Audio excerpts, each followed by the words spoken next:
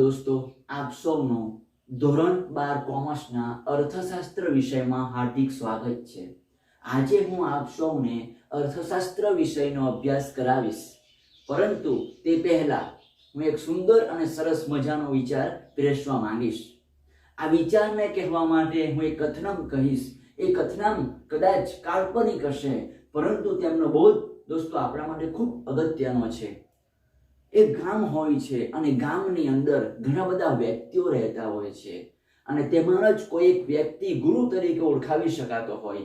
ગુ એટલે અંધકાર અને રુ એટલે પ્રકાશ, કે જે અંધકારમાંથી પ્રકાશ તરફનો રસ્તો બતાવે ને તે એટલે ગુરુ। એ ગુરુ કદાચ આપણા માતા પિતા હોઈ શકે, આપણા મિત્રો હોઈ શકે, આડોશ પડોશનો કોઈ પણ વ્યક્તિ કે જે આપણને સદમાર્ગે લઈ જતો હોય તે આપણો ગુરુ બની શકે। ફક્ત ભગવા વસ્ત્રવાળો કે ચંદનના ટીકા લગાવેલો વ્યક્તિ જ ગુરુ હોય એવું હોતું નથી। અને આ ગુરુ ગામના દરેક વ્યક્તિની જે મૂંઝવણ હોય છે તેમને દૂર કરતો હોય। અને આ ગુરુની પરીક્ષા લેવા માટે એ જ ગામના 10 અમારા જેવા યુવાન મિત્રો ભેગા થયા કે આ ગુરુની આપણે પરીક્ષા લેવી જોઈએ, કે ઘણા બધા પ્રશ્નોની એ મૂંઝવણ કરે છે ને, જોઈએ તો આપણે ખરા કે કેટલો હોશિયાર છે।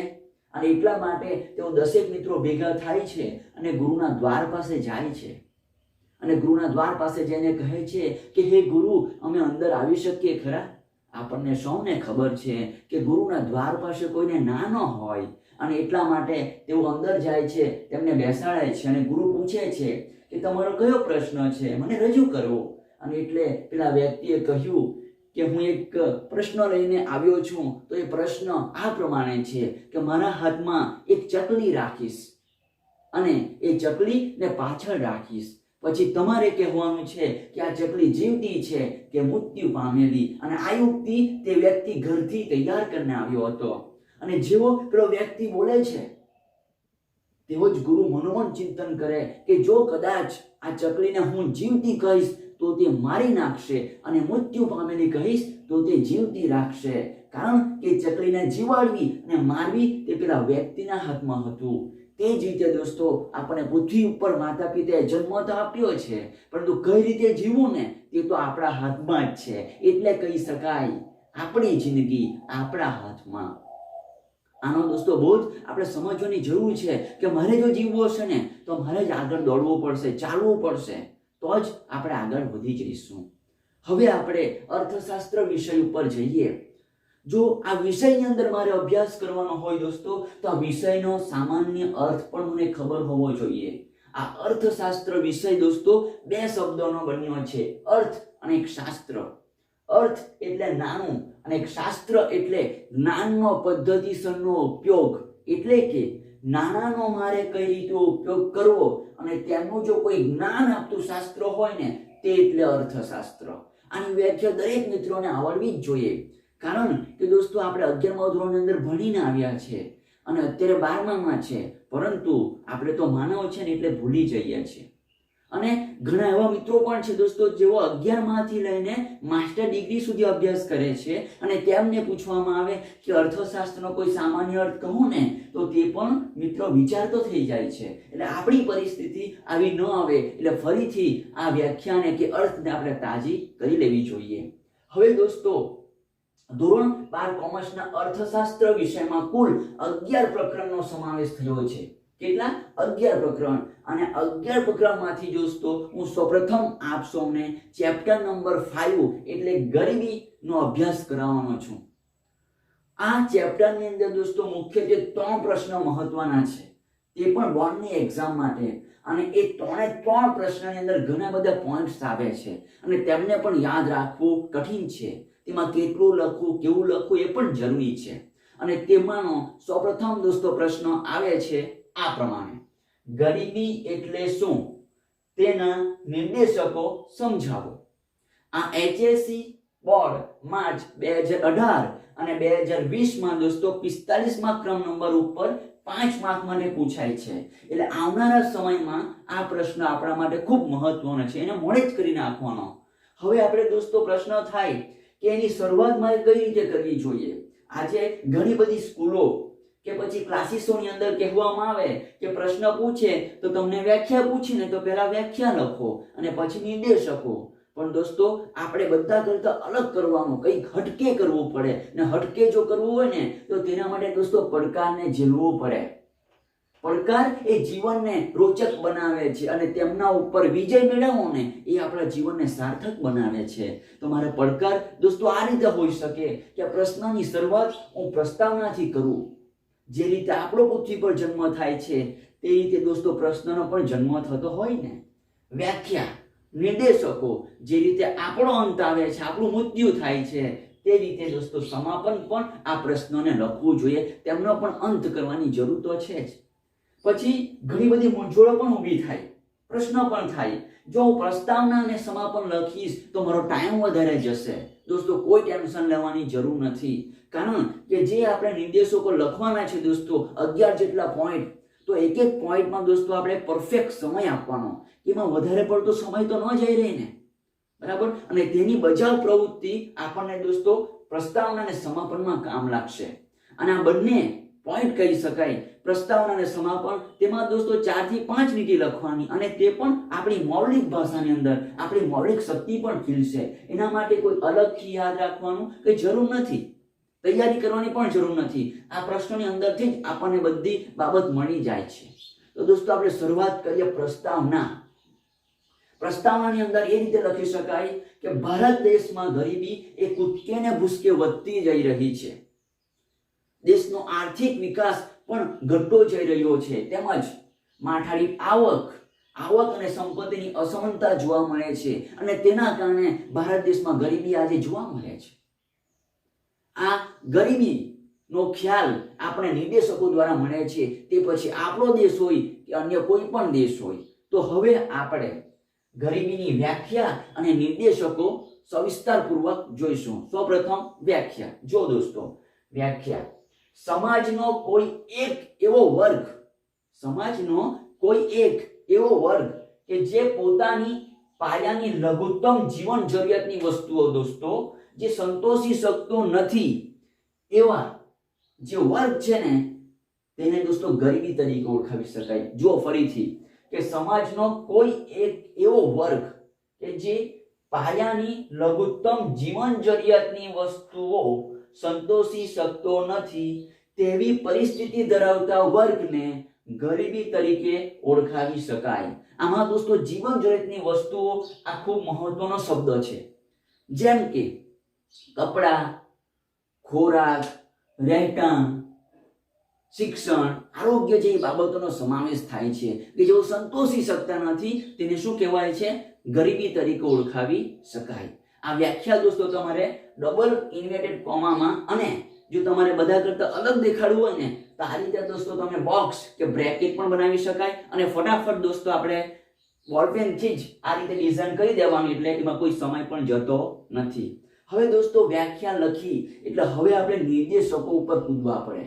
અને નિર્દેશકો કેટલા છે? 11 જેટલા પોઈન્ટ છે દોસ્તો, પણ તેમને યાદ રાખવા કઠિન છે.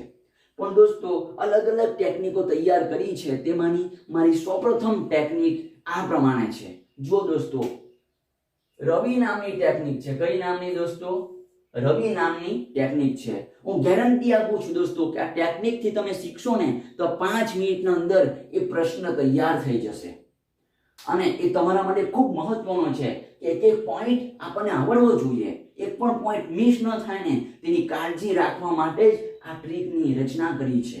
રવિ દોસ્તો આ પ્રશ્ન દરેક પોઈન્ટ ઉપર જવા માટે હું સૌપ્રથમ એક સ્ટોરી બનાવીશ. એ સ્ટોરી તમને કહીશ, બનાવી છે તે તમને કહું છું કે દોસ્તો એક રવિ નામનો છોકરો હોય. કયા નામનો છોકરો હોય? રવિ નામનો છોકરો. કયા નામનો? રવિ નામનો છોકરો. અને તેમના દોસ્તો 28 વર્ષ થાય એટલે તેમના માતા પિતાને પણ ચિંતા થાય કે હવે મારે આ દીકરાના લગ્ન તો કરાવવા જ જોઈએ. અને દોસ્તો છોકરાને પણ એવું થયું ને ઈચ્છા થઈ કે મારે પણ હવે લગ્ન કરવા જોઈએ. અને તેના માટે દોસ્તો તેઓ છોકરી જોવા માટે જાય છે. અને છોકરી જોવા માટે ગયા અને તેમના માતા પિતાને પણ ગમે છે અને આ છોકરાને પણ દોસ્તો છોકરી ગમે છે. એમની આંખ અને છોકરીની આંખ દોસ્તો મળે છે. जब आंखों से आंख मिलती है दोस्तों तो प्यार हो जाता है. અને એટલે પેલા છોકરાને દોસ્તો પ્યાર થઈ જાય છે અને નક્કું થઈ ગયું કે આપણે એક અઠવાડિયા પછી જ લગ્ન કરીશું. શું થયું દોસ્તો? નક્કું. કોનું નક્કી થયું? રવિનું. રવિ નક્કું. જોજો દોસ્તો, રવિ નક્કું. 4 પોઈન્ટ થયા છે. હવે દોસ્તો એક વીકમાં જ એટલે તરત બધી ઝડપથી કામ કરવું પડશે. તો અર્થશાસ્ત્રનો એક શબ્દ છે અતપીસ. અતપીસ. રવિ નક્કું, તરત અતપીસ દોસ્તો. અને જેવું દોસ્તો નક્કી થાય તરત અને પછી વિચાર કરે કે લગ્નમાં આપણે પણ દરેકના ઘરે ગયા છે તો આપણે પણ બધાને બોલાવવા પડશે ને. એટલે દોસ્તો બોલે છે પેલો છોકરો, સબકો બોલાના પડેગા. સબકો, સબ દોસ્તો યાદ રાખો, સબ. શું હશે દોસ્તો? સબકો બોલાના પડેગા. સબ. જો તમે દોસ્તો સબ. સોની સાથે દોસ્તો અહીંયાથી અનો ઉચ્ચાર થયો છે, ઇમ્પોર્ટન્ટ. સબ. હવે દોસ્તો યાદ કરો, કયા નામનો છોકરો હતો? રવિ. તેમનું શું થયું? નક્કું. તરત અતપીસ. અતપીસ. સબકો બોલાના પડેગા. સબ. થઈ ગયા 11 પોઈન્ટ દોસ્તો. હવે આપણે એક એક પોઈન્ટને જોઈએ. ર પરથી શું આવશે દોસ્તો? રહેઠાણ. ર પરથી શું આવશે? રહેઠાણ. વી પરથી શું આવશે? વીજળી વપરાશ. શું આવશે? વીજળીનો વપરાશ. ન પરથી આવશે નીચો ઘરગથ્થુ માથાદીઠ વપરાશી ખર્ચ. શું આવશે? નીચો ઘરગથ્થુ માથાદીઠ વપરાશી ખર્ચ. પછી શું આવ્યું દોસ્તો? કુ એટલે શું આવશે દોસ્તો? કુપોષણનું પ્રમાણ. શું આવશે? કુપોષણનું પ્રમાણ. ન કુ પરથી કુપોષણનું પ્રમાણ. અ પરથી દોસ્તો અપેક્ષિત આયુષ્ય અને બાળ મૃત્યુ દર. અપેક્ષિત આયુષ્ય અને બાળ મૃત્યુ દર. ત પરથી શું આવશે? તબીબી સગવડ. શું આવશે? ત પરથી તબીબી સગવડ. પી પરથી દોસ્તો પીવાનું પાણી. પીવાનું પાણી. સ પરથી શૌચાલયની સુવિધા. શું આવશે દોસ્તો? સ પરથી શૌચાલયની સુવિધા. શૌચાલય કે જ્યાં વિચારવાના લોકોને સમય મળે છે દોસ્તો. અને બીજો સ આવે છે તેને પછી શિક્ષણ. શું આવશે? શિક્ષણ. અ પરથી આવક અને સંપત્તિની અસમાન વહેંચણી. આવક અને સંપત્તિની અસમાન વહેંચણી. અને છેલ્લે દોસ્તો આવે છે બ એટલે બેરોજગારીનો ઊંચો દર. હવે વિચાર કરો, કઈ સ્ટોરી હતી? રવિ નામનો છોકરો. રવિ એટલે આ શબ્દ જો મગજમાં આવે દોસ્તો એટલે ગરીબીના નિર્દેશકો જ આવે. અને આ જ પોઈન્ટને તમે દોસ્તો 5 વખત ખાલી ફક્ત મનોમન ચિંતન કરો, એક પણ પોઈન્ટ દોસ્તો મિસ થશે નહીં. આ મારી ગેરંટી છે. તમે પોતે પણ યાદ રાખતા થઈ જશો. આ પ્રશ્ન કદાચ દોસ્તો આ રીતે તમે વાંચશો ને તો ફક્ત 12મા ધોરણના મિત્રોને નહીં, કદાચ કોઈક નહીં ભણતા હશે તે વ્યક્તિને પણ કહશો ને તેને પણ આ યાદ રહી જશે. પણ એની સ્ટોરી યાદ કરો. કારણ કે આપણે મૂવી જોઈએ તો આપણે સહેલાઈથી કેમ યાદ રહી જાય?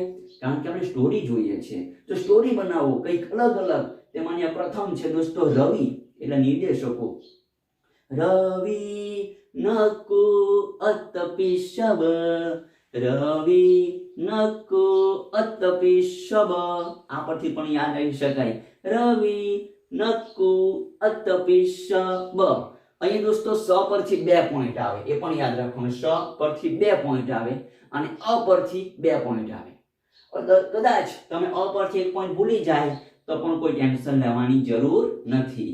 કારણ કે દોસ્તો આપણે તો 10 પોઈન્ટ લખવાના છે, 5 × 10 અને આ પોઈન્ટ છે 11. ઓકે, ચાલો. વી પરથી શું આવશે? વીજળીની વપરાશ. સ પરથી 2 આવશે, શૌચાલયની સુવિધા અને શિક્ષણ. પ પરથી શું આવશે? પીવાનું પાણી. આ રીતે દોસ્તો તમે પોતાની જાતના પ્રશ્ન પૂછો અને યાદ રાખવાની ટ્રાય કરો. અને આ પ્રશ્ન બોર્ડની એક્ઝામ માટે ખૂબ મહત્વનો છે. તો દોસ્તો આ રીતે મારી આ પ્રશ્નની ટ્રીક હતી. આ દરેક પોઈન્ટની સમજણ દોસ્તો હું તમારા આવનારા જે વિડીયો છે તેમાં હું તમને સમજાવીશ. આ પહેલા ટ્રીકને મોડે કરવાની જરૂર છે. તો પછી દોસ્તો આ ટ્રીક તમારા જેવા હજારો વિદ્યાર્થીઓને મળે તો પછી આ જે મારી ચેનલ છે દોસ્તો તેમને સબસ્ક્રાઇબ કરવાનું ભૂલતા નહીં. અને સબસ્ક્રાઇબ જો કર્યું હોય દોસ્તો તો તેમને શેર પણ કરજો, કેમ કે તમારા જેવા લાખો વિદ્યાર્થીઓને પણ આ પ્રશ્નની સમજણ મળવી જોઈએ. તો પછી હું આવનારા દરેક વિડીયોમાં તમને આવી અવનવી ટેકનિકો સાથે પ્રશ્નની સમજ આપીશ, તેમાં કઈ રીતે લખવું, કેટલું લખવું એ દરેક બાબતોની દોસ્તો માહિતી આપીશ. અંતે દોસ્તો એટલું જ કહી શકાય, જિંદગી મળવી એ નસીબની વાત છે અને મૃત્યુ થવું એ સમયની વાત છે. અને મૃત્યુ પછી પણ જો લોકોના હૃદયમાં યાદ રહેવું હોય ને તો તે કરેલા કર્મની વાત છે. દોસ્તો આપણે કંઈક સારા કર્મ પણ કરતા જઈએ. હવે દોસ્તો આ પ્રશ્નની જે પણ માહિતી હતી તે આપી છે, અહીંયા હું પૂર્ણ વિરામ લઉં છું દોસ્તો. અસ્તુ.